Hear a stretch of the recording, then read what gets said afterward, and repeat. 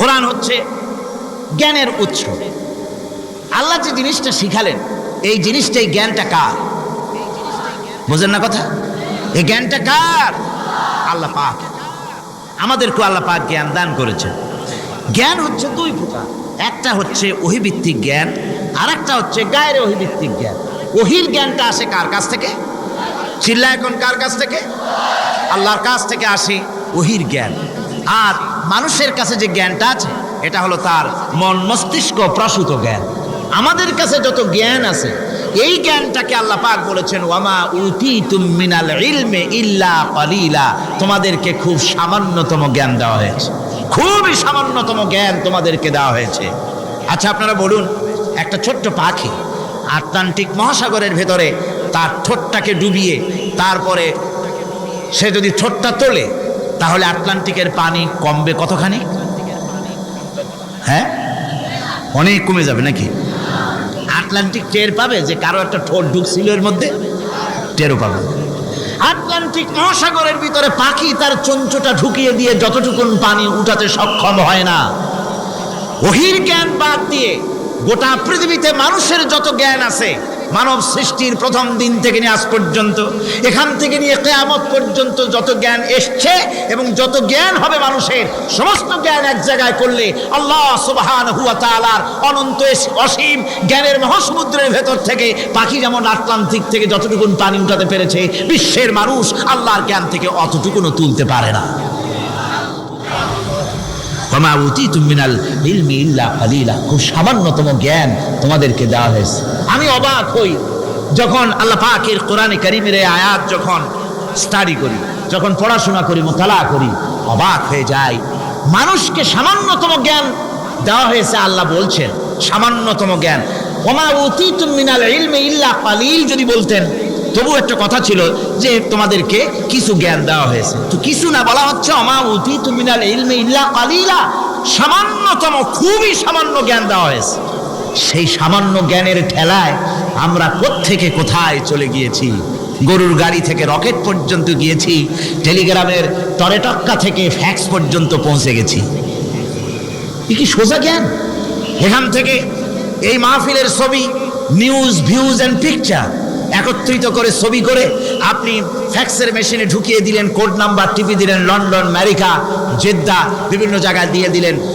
Minute লাগবে না, কয়েক সেকেন্ডের ভিতরে এই মাহফিলের পূর্ণ ছবি এবং খবর সে দেশের পত্রিকায় ছাপা হতে পারবে। কি আজীব! অথচ আল্লাহ পাক বলছেন সামান্যতম জ্ঞান। আমি অবাক হই আরো যখন শুনতে পাই পৃথিবীর বিভিন্ন দেশের স্যাটেলাইটগুলি যা ছেড়ে দেওয়া হয়েছে মহাশূন্যে, এই স্যাটেলাইটগুলি ড্রাইভার ছাড়া, কোনো রকমের পরিচালক ছাড়া, চালক ছাড়া স্যাটেলাইটগুলি বছরের পর বছর ঘুরছে, পৃথিবীর মাটি থেকে 350-400 মাইল উপরে ঘুরছে। তো ঘুরছেই, দুনিয়া থেকে ছবি, নিউজ ক্যাচ করছে, CNN, তারপরে স্টার টিভি ইত্যাদিতে সেগুলিকে তারা ছুড়ে দিচ্ছে। এভাবে করে যে দেশ থেকে যে দেশের স্যাটেলাইট সে দেশের পারপাস সার্ভ করতেছে।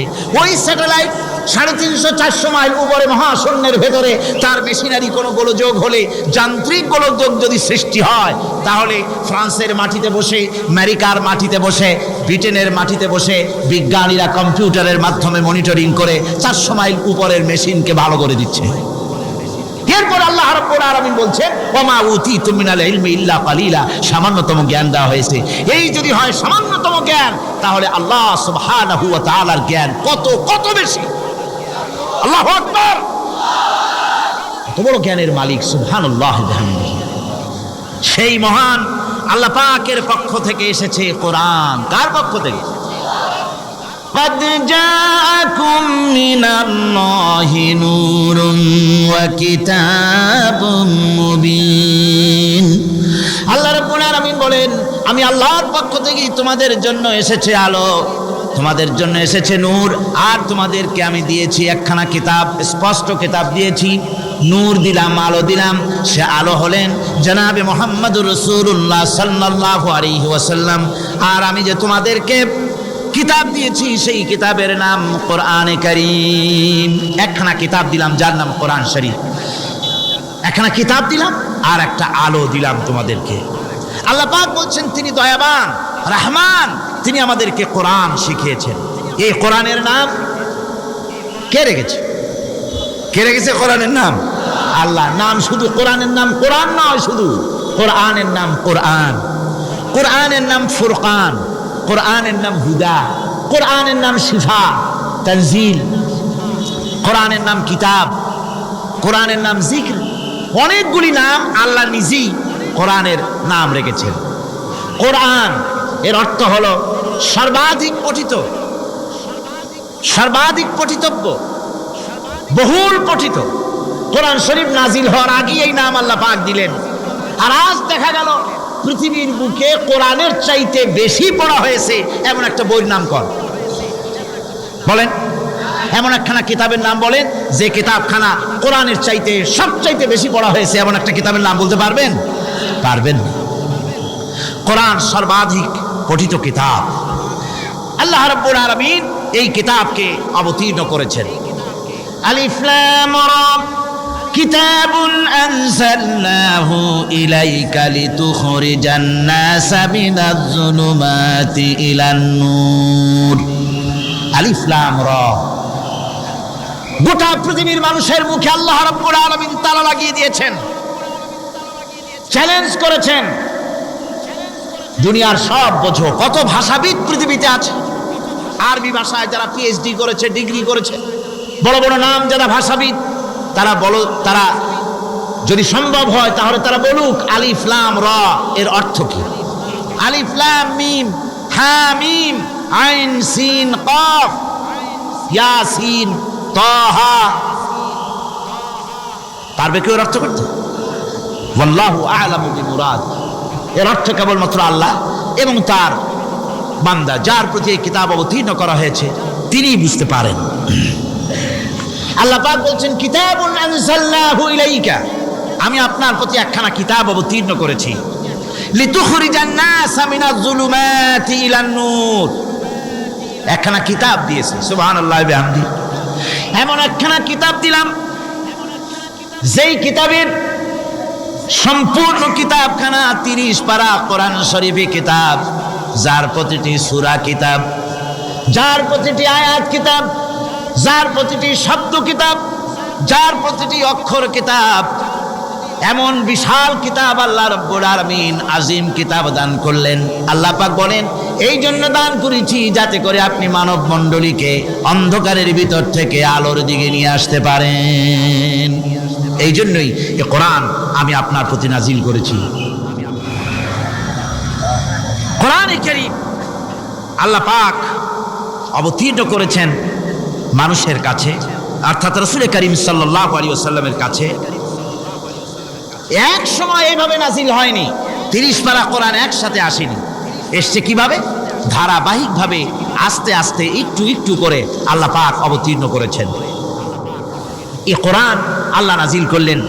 তিনি বললেন আর রহমান আল্লামাল কোরআন, রহমান তিনি কোরআন শিক্ষা দিয়েছেন। এমন কোরআন যে কোরআনে কোনো ভুল নাই। জোরে কোন সুবহানাল্লাহ।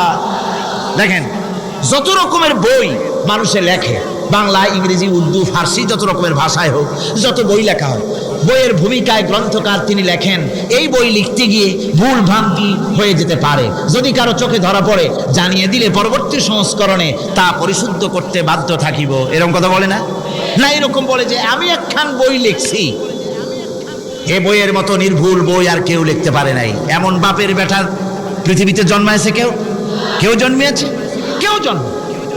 এবং বইয়ের সূচনায় কোন গ্রন্থকার নিজের প্রশংসা দিয়ে বই শুরু করে না, বই শুরু করে নিজের দুর্বলতা দিয়ে। বই লিখতে গিয়ে ভুল হতে পারে, সাবার ভুল হতে পারে, আমার ভুল হতে পারে, এটা সবাই লেখে। এই একখানা কিতাব তামাম পৃথিবীর বুকে অদ্বিতীয় কিতাব। এই কিতাবের রচয়িতা, এই গ্রন্থের অথার, এই মহাগ্রন্থের মালিক, তিনি এই গ্রন্থ শুরু করেছেন নিজের প্রশংসা দিয়া। জোরে বলেন সুবহানাল্লাহ। কোরআন কভার খোলা মাত্রই গ্রন্থকারের প্রশংসা শুরু হয়ে গেল। আলহামদুলিল্লাহি রাব্বিল আলামিন। পড়েন সবাই আলহামদুলিল্লাহি রাব্বিল আলামিন। সমস্ত প্রশংসা, যাবতীয় প্রশংসা ওই আল্লাহ সুবহানাহু ওয়া তাআলার, যিনি तमाम বিশ্বজাহানের যিনি স্রষ্টা। তাল্লিবু আলা রাব। সুতরাং তার প্রশংসা দিয়ে শুরু হলো। বইয়ের অথার যিনি, কিতাবের অথার যিনি, গ্রন্থের মালিক যিনি, তার নিজের প্রশংসা দিয়ে বই শুরু হয়ে গেল। সামনে এগোলেন, এবার কিতাব সম্পর্কে চিন্তা আসতে পারে ভুল টুল আছে নাকি। কিতাব খোলা মাত্রই প্রশংসার পরে দেখতে পাবেন যালিকাল কিতাবু লা রাইবা ফি, এই কিতাবের ভিতরে, এই সেই কিতাব যার ভিতরে কোনো ভুল নাই, কোনো সন্দেহের অবকাশ নাই। বিরাট চ্যালেঞ্জ আল্লাহ পাক করেছেন। পৃথিবীতে আল্লাহকে অস্বীকার করেছে এমন বহু পাপিষ্ঠ নরাধম নরপশু মানুষ মানব সমাজে জন্মায়েছে যারা আল্লাহকে অস্বীকার করেছে, আছে না? আছে না? কিন্তু এ কথা কেউ আজও বলেনি যে কোরআন শরীফ মানুষের তৈরি। এ কথা বলে কেউ প্রমাণ দিতে পারেনি, এ কথা বলার সাহস কেউ রাখে না। তার কারণ কেউ যদি বলে যে কোরআন মানুষের তৈরি, তাহলে তাকে বলা হবে যে তাহলে মানুষের তৈরি যখন, তুমিও তো মানুষ, একখানা তৈরি করো। আজ পর্যন্ত এই চ্যালেঞ্জের মোকাবেলা কেউ করতে পারেনি। আল্লাহ রাব্বুল আলামিন বলেন, আমি ইয়াকুলুনা ইফতারাহু কুল ফাতু বিসূরাতিন মিন মিসলি ওয়াদউ মান ইসতাতা'তুম মিন দুনিল্লাহি ইন কুনতুম সাদিকিন। ও নবী, ওরা কি কথা বলে যে কোরআন মানুষের বানানো? যদি তাই হয় আপনি বলুন যে তোমরা তোমাদের যত রকমের সাহায্যকারী আছে সমস্ত সাহায্যকারীদের সাথে নাও আর কোরআনের সূরার মতো করে সূরা বানাও। এরপরে আল্লাহ রাব্বুল আলামিন আবার চ্যালেঞ্জ করলেন, কুল লাইন ইসতামাআতিল ইনসু ওয়াল জিন্নু আইয়াতু বিমিসলি হাযাল কুরআন। আপনি বলুন तमाम পৃথিবীর মানুষ আর জেনেরা সব একত্রিত হয়ে যাও, সবাই একত্রিত হয়ে কোরআনে কারীমের সূরার মতো করে সূরা বানায় নিয়ে আসো যদি তোমাদের পক্ষে সম্ভব হয়। আল্লাহ পাক বলেন, লা ইয়াতুনা বিমিসলিহি ওয়ালাউ কানা বা'দুহুম লিবা'দিন যাহিরা। তোমরা যদি জেনেদের সাহায্যকারী মানুষ হও, মানুষের সাহায্যকারী জেনেরা হও, तमाम পৃথিবীর মানুষ আর জেন একত্রিত হয়ে প্রচেষ্টা চালালেও আল্লাহর কোরআনের সূরার মতো করে একটা সূরা কেউ বানাতে পারবে না। পারবে? পেরেছে কেউ? আজও পর্যন্ত কেউ কোরআনে কারীমের সূরার মতো করে একটা সূরা কেউ এই পৃথিবীতে বানাতে পারেনি, কারো পক্ষে এটা সম্ভব হয়নি। আল্লাহ রাব্বুল আলামিন আবার চ্যালেঞ্জ করেন, ইন কুনতুম ফি রাইবিম মিম্মা নাযালনা আলা আবদিনা ফাআতু বিসূরাতিন মিন মিসলি ওয়াদউ শুহাদাআকুম মিন দুনিল্লাহি ইন কুনতুম সাদিকিন। আমি আমার বান্দার উপরে যে কিতাব অবতীর্ণ করেছি এর ভিতরে সন্দেহ আছে বলে যদি মনে করো এর ভিতরে সন্দেহ আছে মানুষের বানানো, এমনটি যদি সন্দেহ হয় তাহলে কোরআনের সূরার মতো করে একটা সূরা বানাও, ছোট্ট একটি সূরা বানাও। ফাতু বিসূরাতিন, সূরা আলে ইমরানের মতো না, সূরা আরাফের মতো না, সূরা মায়েদার মতো না। ফাতু বিসূরাতিন, ছোট্ট একটি সূরার মতো করে একটা সূরা বানাও। কিয়ামত হয়ে যাবে, মানুষ কোরআনে কারীমের মতো একটি ছোট্ট সূরাও বানাইতে পারবে না। সুবহানাল্লাহ। আমার ভাইয়েরা, এই কোরআন আল্লাহ রব্বুল আলামিনের পক্ষ থেকে নাজিল হলো।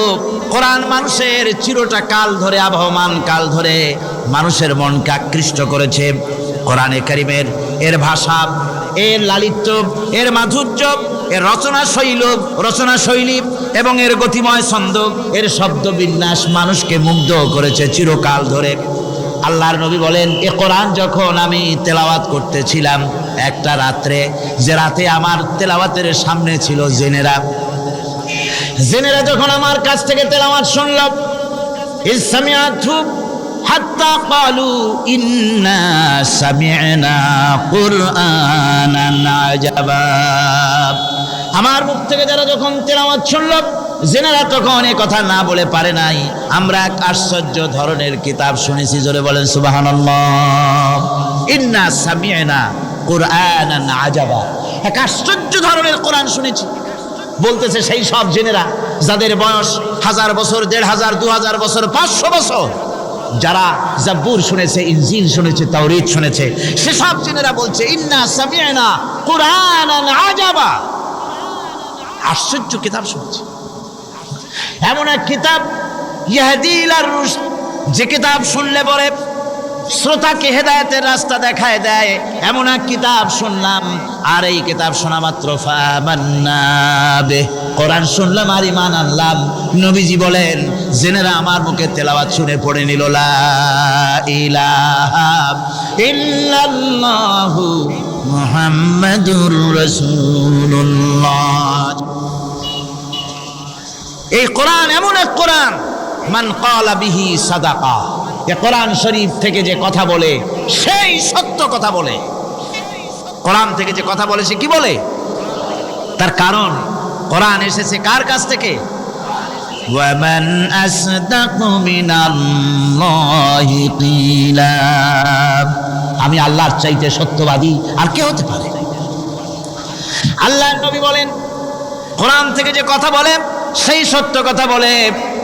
আর ওয়ামান আমিলা বিহি উজরা, এই কোরআন যে আমল করবে তাকে পুরস্কার দেওয়া হবে, সে পুরস্কৃত হবে, দুনিয়ায় পুরস্কার পাবে, আখিরাতেও পুরস্কার পাবে। সুবহানাল্লাহ। ওয়ামান হাকামা বিহি আদালা, আর কোরআন থেকে যে বিচার ফয়সালা করবে সেই কেবলমাত্র সঠিক সুষ্ঠু বিচার কায়েম করবে, সোশ্যাল জাস্টিস সেই করতে পারবে, সুবিচার জাস্টিস কায়েম সেই করতে পারবে। ওয়ামান দা ইলাইহি হুদিয়া ইলা সিরাতিম মুস্তাকিম, আর কোরআন থেকে যে দাওয়াত দেয়, কোরআনের দিকে যে দাওয়াত দেয় সেই কেবলমাত্র সঠিক সহজ সরল রাস্তার দিকে দাওয়াত দেয়। যেই দাওয়াত শুরু হয় পৃথিবীর মাটি থেকে আর শেষ হয় গিয়া জান্নাতুল ফেরদাউসে। আমার ভাইয়েরা, কোরআন এর পরিচয়ের কথা বলতেছিলাম। আল্লাহ পাক কি কোরআন আমাদের শিখালেন, কোন কোরআন আমাদের শিখিয়েছেন, সেই কোরআনের পরিচিতি আপনাদের সামনে আমি তুলে ধরতেছি। আমি নিজে না, এবার কোরআন তার পরিচয় নিজেই দেবে। কেউ যদি কোরআনের কাছে জিজ্ঞাসা করে, কোরআন তুমি কোথা থেকে নাজিল হয়েছ, কে তোমাকে নাজিল করেছে, এই প্রশ্ন যদি কেউ কোরআনের কাছে করে, কোরআন নিজেই তার জবাব দিতে পারে কিনা?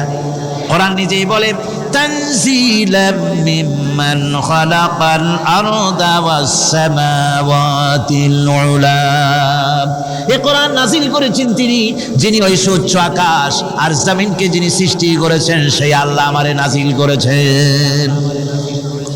কোরআনের কাছে কেউ যদি প্রশ্ন করে, ও কোরআন এই পৃথিবীতে নাজিল হওয়ার আগে তুমি কোথায় ছিলে, কেউ যদি প্রশ্ন করে, কোরআনে কারীম নিজে নিজের পরিচয় শোনায়, আমি কোথায় ছিলাম শোনো। বাল হুয়া কুরআনুম মাজিদুন ফি লাউহিম মাহফুজ, বরং এই কিতাব অতীব মর্যাদা সম্পন্ন সুরক্ষিত ফলকে লিপিবদ্ধ ছিল, আমি ছিলাম লৌহে মাহফুজে, সেখান থেকে এসেছি। যদি কেউ প্রশ্ন করে কোরআন কি, কোরআন তুমি কার উপরে অবতীর্ণ হয়েছ, জবাব কোরআন নিজেই দেয়। ওয়া আমিনু বিমা নুজিলা আলা মুহাম্মাদ ওয়া হুয়াল হাক্কু মির রাব্বিহিম, ঈমান আনো সেই জিনিসের উপরে যেটা মুহাম্মদ সাল্লাল্লাহু আলাইহি ওয়াসাল্লামের উপর অবতীর্ণ হয়েছে। আবার অন্য আয়াতেও জবাব পাওয়া যায়, তাবারাকাল্লাযী নাযালাল ফুরকানা আলা আবদিহি লিয়াকুনা লিল আলামিনা নাযীরা, অতীব বরকতপূর্ণ মহান সত্তা সেই আল্লাহ রাব্বুল আলামিন, যিনি তার বান্দার পরে ফুরকান অবতীর্ণ করেছেন। সুবহানাল্লাহি ওয়া বিহামদিহি। কোরআনের নাম আমি বলেছিলাম শুধু কোরআন নয়, অনেক নাম আছে। কোরআনের আরেক নাম ফুরকান, কোরআনের আরেক নাম কি? আল ফারকু বাইনাল হাক্কি ওয়াল বাতিল, কোরআন হচ্ছে সেই মহাসত্য যা মিথ্যা এবং সত্যের মধ্যে পার্থক্য সূচিত করে, মঙ্গল এবং অমঙ্গলের মধ্যে পার্থক্য সৃষ্টি করে, যা সত্য এবং মিথ্যার মধ্যে তাফরিকা সৃষ্টি করে, সত্যকে মানুষকে বুঝিয়ে দেয়, তার নাম হচ্ছে ফুরকান। এবার যদি প্রশ্ন করা হয়, ও কোরআন বুঝলাম তুমি লৌহে মাহফুজে ছিলে, বুঝলাম তুমি নবীজির উপরে নাজিল হয়েছো, এবার বলো তুমি কোন মাসে নাজিল হয়েছো, তুমি তো আসছিলা প্রথম কোন মাসে নাজিল হয়েছো, এ প্রশ্ন যদি কেউ করে, কোরআন তার জবাবে বলবে শাহরু রমাদান আল্লাযী উনজিলা ফীহিল কুরআন, রমজানের পবিত্র মাসে আমি অবতীর্ণ হয়েছি। সুবহানাল্লাহ। যদি প্রশ্ন করা হয় রমজানে তো আসছো, কিন্তু প্রথম নাজিল হয়েছিল কোন সময়? ওটা কি দিন ছিল না রাত ছিল?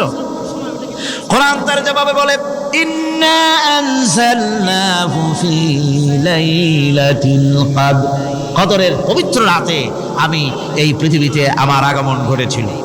যদি প্রশ্ন করা হয় বুঝলাম সবই, কেন নাজিল হয়েছে তুমি? এই পৃথিবীতে তোমার আসার উদ্দেশ্য কি? মূল কাজটা কি? এই প্রশ্ন যদি করা হয়, কোরআনে কারীম তার জবাবে বলে, শোনো কেন এসেছি। লিতুখরিজান নাসা মিনাজ যুলুমাতি ইলান নূর, আমার মিশন হচ্ছে গোটা বিশ্ব মানবতাকে পুঞ্জীভূত জমাট বাঁধা অন্ধকারের ভেতর থেকে টেনে বের করে আলোর সন্ধান দিতে, আলোর দিকে আনার জন্য আমি কোরআন নাজিল হয়েছি। গোটা পৃথিবীর মানুষ আছে অন্ধকারের ভিতরে। কিসের মধ্যে? অন্ধকার কি? অন্ধকার হচ্ছে পুঁজিবাদ, অন্ধকার সমাজতন্ত্র, অন্ধকার ধর্ম নিরপেক্ষতাবাদ, অন্ধকার জাতীয়তাবাদ। মানুষের তৈরি করা যত মতবাদ সব কি? জোরে কোন, সবগুলি কি? অন্ধকার। এই অন্ধকারের ভেতর থেকে মানুষগুলিকে টেনে আনবে কোরআন কিসের দিকে? আলোর দিকে। এবার যদি প্রশ্ন করা হয়, বুঝলাম তুমি অন্ধকার থেকে আলোর দিকে নিয়ে আসবে, আলোর দিকে আসলে পরে ফায়দাটা কি হবে? মূল ফায়দাটা বুঝায় দাও, আসল ফায়দা কি হবে তোমারে যদি মানি? কোরআন তার জবাব দেয়, নিজের পরিচয় নিজে তুলে ধরে, ফামান তাবিআ হুদায়া ফালা খাউফুন আলাইহিম ওয়ালা হুম ইয়াহজানুন। এই কোরআনকে যদি মেনে চলো, এই কোরআনের আইন যদি মানো, সমাজে মানো, ব্যক্তিতে মানো, পরিবারে মানে, রাষ্ট্রে মানো, জীবনের সব ক্ষেত্রে সমস্ত জায়গায় যদি এই কোরআনকে মেনে চলো, ফালা খাউফুন আলাইহিম, তাহলে তোমাদের কোনো ভয় থাকবে না, ওয়ালা হুম ইয়াহজানুন, কোনো চিন্তাও থাকবে না। কিসের ভয় থাকবে না? কোরআনের আইন মেনে যদি চলো সমাজে ও রাষ্ট্রে, চুরির ভয়, ডাকাতির ভয়, জিনার ভয়, হত্যার ভয়, সন্ত্রাসের ভয়, কোনো ভয় থাকবে না। ওয়ালা হুম ইয়াহজানুন, চিন্তাও থাকবে না। খাওয়া পড়া, শিক্ষা, চিকিৎসা, বাসস্থান, এগুলির কোনো চিন্তা থাকবে না। কোরআনের সমাজে সব কিছুর গ্যারান্টি দেওয়া হবে, সবগুলি পেয়ে যাবে। এখন যদি আবার প্রশ্ন করা হয়, কোরআন বুঝলাম তোমারে মানলে পরে সব ফায়দা হবে, তাহলে এবার জবাব দাও, তোমার ভিতরে কি রাজনীতি আছে নাকি? আমি তো মানুষ, আমার রাজনীতি করা লাগে। ম্যান ইজ সোশ্যাল অ্যানিম্যাল, আমরা তো জঙ্গলের পশু নই, আমরা তো মানুষ। আমাদের সমাজ আছে, আমাদের পৌর নির্বাচন আছে, আমাদের জাতীয় নির্বাচন আছে, আমাদের কলকারখানা আছে, জমিন আছে, আমাদের রাজনীতি, অর্থনীতি, সমাজনীতি আছে, পারিবারিক নীতি আছে, অনেক নিয়ম মালা আছে, নিয়ম নীতি আছে। তোমারে মানলে তোমার ভিতরে কি ওগুলো আছে নাকি? সে কথা বলো। কোরআন তার জবাবে বলে, وَنَزَّلْنَا عَلَيْكَ الْكِتَابَ تِبْيَانًا لِكُلِّ شَيْءٍ وَهُدًى وَرَحْمَةً وَبُشْرَى لِلْمُسْلِمِينَ। কোরআন জবাবে বলে, শুনে রাখো, শুধু অর্থনীতি সমাজনীতি নয়, শুধু রাজনীতি আর শিক্ষানীতি, যুদ্ধনীতি নয়, তোমার জীবনে যা কিছু দরকার, ইহকালে যা কিছু দরকার, পরকালে, সব কথাগুলি আল্লাহ রব্বুল আলামিন আমি কোরআনের সিনার ভিতরে খুলে খুলে বর্ণনা করে দিয়েছেন। সব কথা এই কোরআনে কারীমের ভিতরে রয়েছে। তোমার এমন কোনো জিনিস নাই যা তুমি কোরআনে কারীমের মধ্যে পাবে না। তোমার সমস্ত প্রয়োজন আমার বুকের মধ্যে আল্লাহ দিয়ে দিয়েছেন। বিজ্ঞান আছে, দর্শন আছে, ইতিহাস আছে, সব আছে এর মধ্যে। তবে কোরআনের মধ্যে বিজ্ঞান আছে বলে আমি এটাকে বিজ্ঞানের কিতাব বলবো না, দর্শন আছে বলে দর্শনের কিতাব আমি বলবো না, রাজনীতি আছে বলে কোরআনকে আমি রাজনীতির কোনো কিতাব বলবো না। কোরআন তাহলে কি? কোরআন হচ্ছে অর্থনীতি, সমাজনীতি, রাজনীতি, পারিবারিক নীতি, মানুষের জীবনের যা কিছু প্রয়োজন, সমস্ত নীতিমালার, নীতি গ্রন্থের নাম হতেছে কোরআনে কারীম। সমস্ত নীতিমালার নীতি গ্রন্থ কোরআন। এখানে রয়েছে সব কিছুর উৎস, যেটা গ্রহণ করলে পরে মানুষ আরামে থাকতে পারবে। অমুসলিম নাগরিক বৃন্দ তাদের নাগরিক মর্যাদা পাবে। মুসলমান, কৃষক, নারী, চিকিৎসক, কৃষিবিদ, সাধারণ মানুষ, রং, বর্ণ, ভাষা নির্বিশেষে গোটা মানব সভ্যতা আরামে বাস করতে পারবে, পশু পাখিও আরামে থাকবে, গাছপালাও আরামে থাকবে। যেহেতু নির্দেশ হয়েছে বিনা প্রয়োজনে গাছের পাতাটিও ছিল না। ইসলামের সমাজ যদি চালু হয় গাছেরাও আরাম পাবে, পাহাড়ও আরাম পাবে। চট্টগ্রামের লোকেরা যেভাবে পাহাড় কাটা আরম্ভ করেছে এটা বড় দুঃখজনক। জুমলায় মুতারেজা একটা বলে দিলাম, অপ্রাসঙ্গিক হলেও জরুরি কথা। আপনারা পাহাড় কাটতেছেন না, আপনাদের নিজেদের পায়ে নিজেরা কুড়াল মারতেছেন। খবরদার পাহাড় কাটবেন না। আল্লাহর প্রকৃতির ভারসাম্য আপনারা নষ্ট করছেন বলে ওজোন স্তরে ফাটল ধরেছে। তা রিপেয়ার করার জন্য আজকে বিশ্বের সব বিজ্ঞানীরা হতাশ হয়ে গিয়েছে, পাগল হয়ে গেছে। কেমনে এই ওজোন স্তরের ফাটলকে রিপেয়ার করব? ওজোন স্তরটা কি? ওজোন স্তর হচ্ছে সুবহানাল্লাহ, আল্লাহর যে কত দয়া। সূর্য, সেই সূর্যের রয়েছে আলট্রা ভায়োলেট রে, যাকে বাংলায় বলা হয় অতি বেগুনি রশ্মি। যে রশ্মিটা সৃষ্টি জগতে যদি আসে আর তা যদি কোনো প্রাণীর শরীরকে টাচ করে, তাহলে সমস্ত প্রাণী ক্যান্সার হয়ে, এক্সিমা হয়ে, বিখাউজ হয়ে, অ্যাজমা হয়ে সমস্ত প্রাণী মরে যাবে, কেউ বাঁচবে না। মারাত্মক রশ্মি।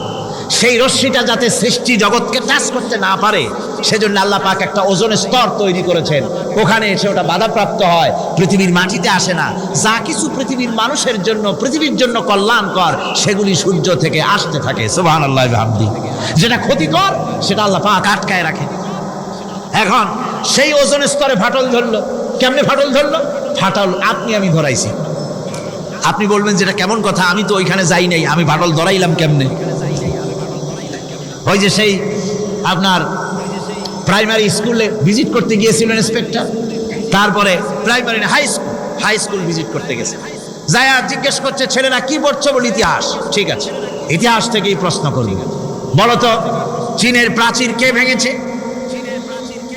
ছেলেরা জবাব দিচ্ছে, তুমি বলো, তুমি বলো। কেউ বলছে না। বেঞ্চের কোনা যে ছেলেটি, সে বলছে সর্বনাশ। কেউ যখন স্বীকার করে না, এটা তো আমার মাথায় আসবে।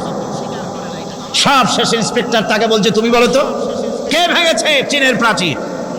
কয় স্যার, গ্রামে আমার দুষ্টমির যথেষ্ট বদনাম আছে, কিন্তু চীনের প্রাচীর ভাঙার মতো দুষ্কর্ম আমি করি নাই। ইন্সপেক্টর খুব রেগে গেলেন, মাস্টারের দিকে তাকালেন, এই বুঝি আপনার ইতিহাস পড়ানো? মাস্টার ইন্সপেক্টরের বিরক্তি ভরা মুখ দেখে বলছেন, স্যার রাগ করবেন না, এসব ছাত্র তো আমার, ওদের অবস্থা তো আমি জানি। আপনি আসছেন ঢাকা থেকে, আপনি জানবেন কি? আমি হলপ করে বলতে পারি আমার ক্লাসের কোনো ছাত্র চীনের প্রাচীর ভাঙে নাই। ইন্সপেক্টর রাগ হইয়া চলে গেছে হেডমাস্টারের রুমে, যায় বলছে যে আমি আপনার স্কুলের গ্রান্টকে আমি নাকচ করে দেব, মঞ্জুরি আমি ক্যান্সেল করে দেব। কেন? এই অবস্থা।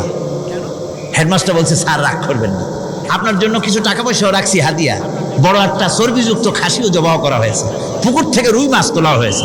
তারপরেও আমার ছাত্ররা, টিচাররা বলার পরেও যদি আপনার সন্দেহ হয়ে থাকে যে আমার ছাত্ররাই ভাঙছে, তো ওই আপনি অসন্তুষ্ট হবেন না, রাগ করবেন না। স্যার ওই প্রাচীর ভাঙতে যা খরচ লাগে আমি কিছু খরচ দেবো, তো আপনি রাগ করেন না। এখন চিন্তা করেন, স্কুলের ছাত্র থেকে শুরু করে হেডমাস্টার পর্যন্ত জ্ঞানের বহর। তো বলতেছিলাম, আপনি আমি ওজোন স্তরে ফাটল ধরিয়েছি, তার অর্থ এই নয় যে আপনারা গিয়ে ওখানে কুড়াল মারিয়ে ওটারে ভাঙছেন। তাহলে ওটা কি হয়েছে? কোরআনে কারীমে রব্বুল আলামিন বলেন, ওয়া মা আসাবাকুম মিন মুসিবাতিন ফাবিমা কাসাবাত আইদিকুম ওয়া ইয়াফু আন কাসীর। যত বিপদ তোমাদের উপর আরোপিত হয়, সমস্ত বিপদ তোমাদের দুই হাতের কামাই করা। কে বলছেন? আল্লাহ পাক। ওজোন স্তরে ফাটল ধরেছে, এটা বিপদ, বিশ্বের সমস্ত মানব সভ্যতা সৃষ্টি জগতের জন্য বিপদ। এই বিপদের জন্য দায়ী পৃথিবীর মানুষ। কিরকম? সেটা হচ্ছে গাড়ির পেছন থেকে যে কালো ধোঁয়া বের হয়, কল কারখানার চিমনি থেকে যে কালো ধোঁয়া বের হয়, এই কালো ধোঁয়াগুলি, তারপরে সমস্ত কেমিক্যাল উইপেন, সেগুলি যে টেস্ট করা হয়, তার রিয়াকশন, ইত্যাদি এই কালো ধোঁয়া এবং সমস্ত মারণাস্ত্রগুলি এক্সপেরিমেন্ট করার সমস্ত এই রিয়াকশনগুলি সবগুলি গিয়ে ওই ওজোন স্তরে ফাটল ধরিয়ে দিয়েছে। আস্তে করে পাতলা হয়ে এটা ফেটে গিয়েছে, অতি বেগুনি রশ্মি আসা শুরু করেছে। এটাকে বন্ধ করার জন্য বিজ্ঞানীরা আজ মরিয়া হয়ে গিয়েছে। ইনশাআল্লাহ আল্লাহ পাক তার বিজ্ঞানীদের মানুষের মাথায় বুদ্ধি এনে দিবেন, রিপেয়ারও হয়ে যাবে ইনশাআল্লাহ। সবাই বলেন ইনশাআল্লাহ। তাহলে বললাম কেন এ কথাটা? এই জন্য বললাম যে কোরআনে কারীমের মধ্যে আল্লাহ রাব্বুল আলামিন সব কথা বলে দিয়েছেন, কোনো কথা বাদ রাখেন নাই। পাহাড়গুলি ভেঙে আমরা ক্ষতি করতেছি, গাছগুলি কেটে আমরা ক্ষতি করতেছি, প্রকৃতির